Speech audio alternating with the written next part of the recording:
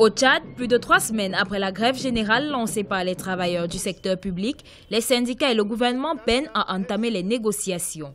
Les deux parties ne s'entendent toujours pas sur le protocole de dialogue, alors que la grève dans les services publics pénalise de plus en plus les populations. Une situation que l'opposition politique trouve injuste et demande aux populations de mener des actions pacifiques pour recouvrir leurs droits. Je soutiendrai toutes les manifestations des travailleurs et des jeunes dans leurs actions pacifiques pour recouvrir leurs droits et restaurer leur dignité.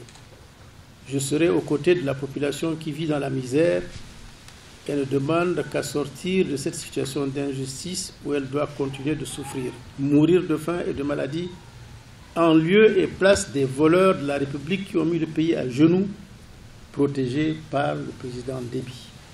J'invite toutes les forces politiques et sociales à intensifier les actions multiformes et légales afin d'obliger le gouvernement de M. Déby à la négociation. Pour les autorités, le gouvernement doit réduire les dépenses publiques afin de faire face à la crise économique et financière que traverse le pays. Elles estiment que les ressources fiscales propres de l'État ne sont pas en mesure de couvrir la masse salariale des travailleurs de la fonction publique. Pour l'exercice budgétaire qui vient de s'achever, nous avons payé une masse salariale globale de plus de 375 milliards de nos francs,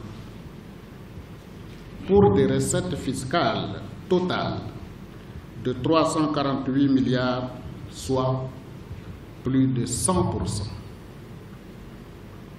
Alors que la norme communautaire exige que la masse salariale représente 35% des recettes fiscales.